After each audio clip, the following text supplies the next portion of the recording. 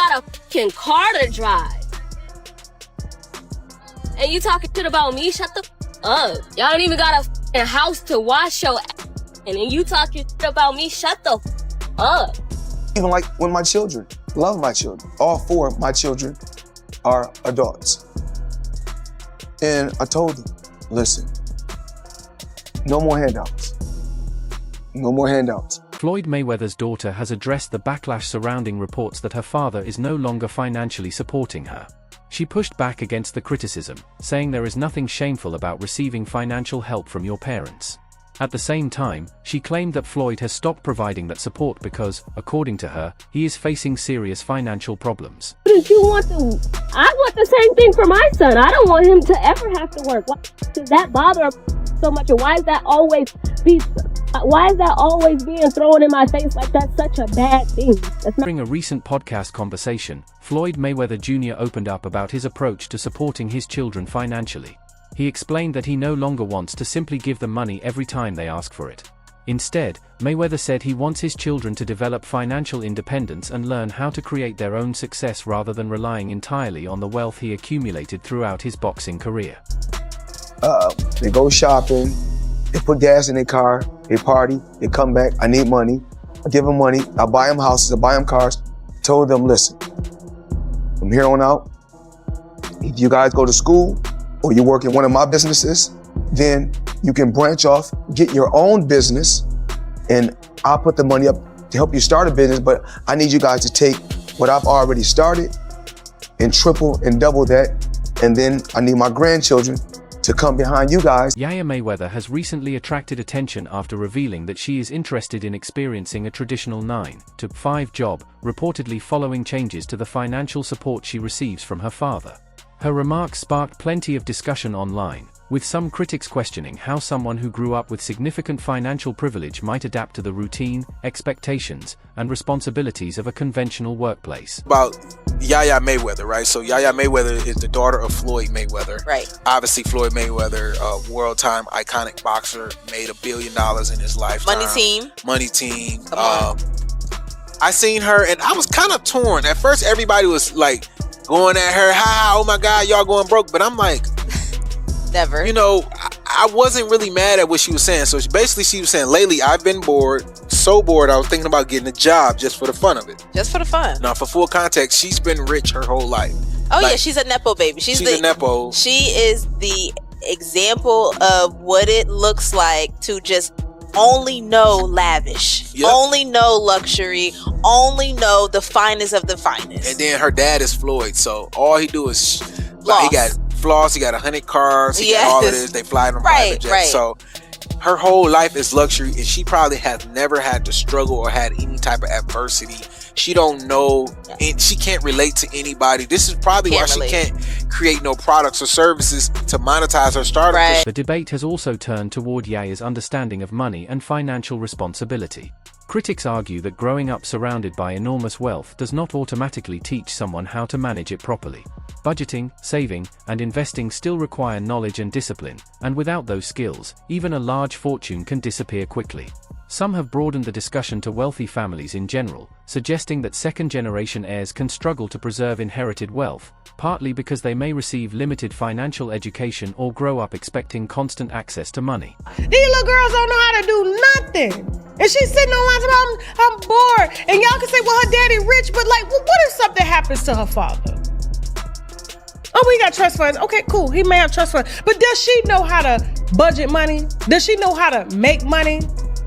Does she know the value of money? That empire, that estate is going to be gone. And statistics show that 85% of second wealth generators from their parents go broke because they don't understand how to manage it, which means there's a few reasons. Either we spent too much time making it, we didn't have time to educate our kids on it, and so we just gave them everything. Or two, they just don't give a damn. They just entitled. Yaya Mayweather has argued that her upbringing makes her circumstances different from those of most people. Growing up as Floyd Mayweather Jr.'s daughter gave her access to wealth, luxury, and opportunities that many people never experience.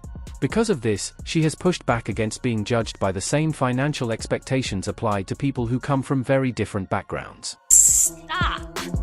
Literally. y'all have to stop comparing me, and even the people that y'all comparing me to, they have to stop, okay, comparing themselves to me. Because listen, y'all have to stop comparing me to people who wear fake designer stuff, okay? Let's start there. Who wear fake designer stuff. Baby, I'm walking into designer stores, Neiman's, Saks to get my stuff. They're not. They're getting these from these little boutiques, whatever. Let's start there. Now, then we're gonna go to stop comparing me to people who rent exotic cars, foreign cars. Baby, every car I drive, best believe, is paid for. It's not rented, paid for. In my last name. Yaya's comments about receiving financial support have brought even more attention to the claims surrounding Floyd Mayweather's finances. Desiree recently posted on X that Mayweather filed a lawsuit earlier this year, claiming a former associate took around $175 million from him over several years. The allegations reportedly involve diverted funds, jewelry deals where roughly $100 million worth of pieces were allegedly pledged for only about $13 million, a private jet that allegedly fell out of his control, and real estate transactions that reportedly resulted in additional losses. The post also mentioned that the opposing side has dismissed Mayweather's claims as baseless and pointed to his own spending habits. While some believe Floyd simply spent too much of his fortune, others speculate that major financial losses could encourage him to return to boxing, potentially even for the long-rumored Mike Tyson exhibition. According to the lawsuit, Mayweather claims his former associate Jonah Wright gradually gained control over aspects of his businesses and finances, allegedly presenting himself as a trusted advisor while handling important financial matters for several years. Floyd Mayweather, let's go. So now he has filed a $175 million lawsuit against his business partner Jonah Regnitz. So the name should be familiar to you. He has been described as Floyd Mayweather's right-hand man for decades. Also, he has been named in several lawsuits with Floyd for them being involved in scams themselves. The lawsuits include allegations for fake exhibition fights, allegations for unpaid jet bills, unpaid jewelry, unpaid services provided. But in turn, now Floyd is suing him and saying, hey, I never saw this stuff. You have scammed me out of jewelry. You have scammed me out of money. You've scammed me out of real estate. And so this is a big, massive lawsuit, guys. What's also interesting is Floyd has had an interesting support for the Israel community. Jonah Regnitz is a member of a prominent Jewish Orthodox family. I'm curious if he's going to continue to have the same set support.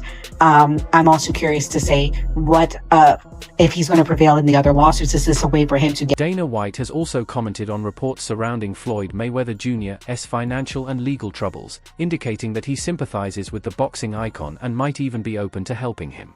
White highlighted the massive fortune Mayweather accumulated through years of hard work, saying it would be unfortunate to see that wealth disappear or be taken away. The lawsuit reportedly includes allegations involving missing funds, questionable investments, unauthorized bank transfers, missing jewelry, and the alleged sale of Mayweather's private jet. The richest and one of the most dominant boxers in the history of the sport. But now, Floyd is stepping into the courtroom to fight for money he claims that he was never paid, and he wants justice on his terms. So let's talk details. Let me tell you. Mayweather is reportedly accusing them of financial wrongdoing, alleging that funds connected to various business dealings were improperly managed. According to the claims, millions of dollars associated with his boxing career and other business interests may have been mishandled or withheld. Filed a lawsuit in California against Showtime Networks and Steven Espinoza, claiming they helped his former advisor, Al Heyman, misappropriate a huge chunk of his fight earnings to the tune of $340 million. Mayweather says the money is still missing and unaccounted for, and he's now suing Showtime and Espinoza for aiding and abetting breach of fiduciary duty, civil conspiracy to commit fraud. Ooh, it's a serious accusation there. Conversion, unjust enrichment, and he's seeking punitive damage on top of the missing $340 million.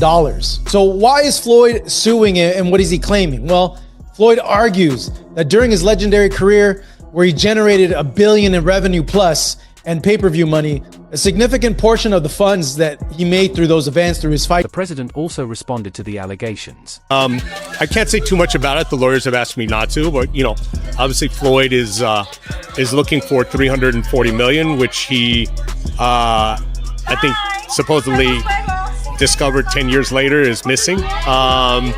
I think you can tell by my tone what my thoughts are about that. And look, all I can say is I'm confident in the legal process. I'm confident about what the facts are going to show, and I look forward to this playing out in court so everybody can see exactly what is true, and exactly what where the money went. Because if you look at the how my career has played out, I spent my career going back to representing both Mike Tyson and Oscar De La Hoya. I've spent my career making sure that fighters are treated fairly and have gotten compensated fairly. And I've never done anything, but that. And I think at the veteran analyst Teddy Atlas pointed out that Floyd's lawsuit reportedly also names former Showtime executive Steven Espinosa. Atlas said he has never been a fan of Espinosa and claimed that fighters have sometimes received unfavorable treatment in boxing business deals. He also suggested that some people believe Mayweather's legal battles may be linked to financial pressure caused by his lavish spending and continued need for money. Oh, what the truth is fully in there. I know Steven Espinosa was named. He ran Showtime at the time. He was named. I never was a fan of Espinosa. Again, I'm not afraid to say and not mince my words when I feel a certain way. And I've taken arrows for it, and of course I've also taken some praise for it. That people say, hey, Teddy's going to say what he feels. I was never a fan of him. I never thought he was a man that kept his word. I never thought he really did a great job over at Showtime. I mean, they put some good fights on because the fights were available, because the landscape made it available. Where there was, there was a lot of job shortages in the business, if you will, and people are eager, of course, to fight on a platform like Showtime if you're going to pay them. It's a lot of fighters available, and you didn't have to be talented to put on good fights at Showtimes.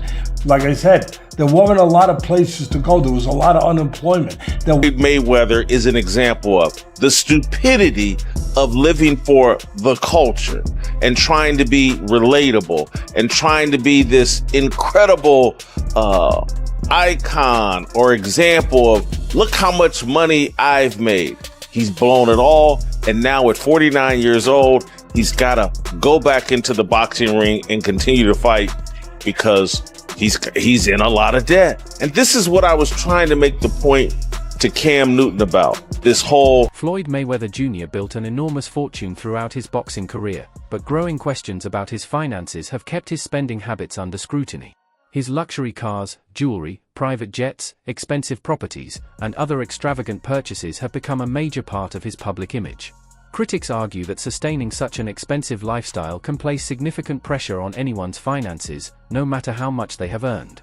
The situation has also fueled a broader conversation about how quickly a massive fortune can decline when spending is left unchecked. Without careful planning, wise investments, and responsible financial management, even extraordinary wealth can eventually run into serious financial challenges.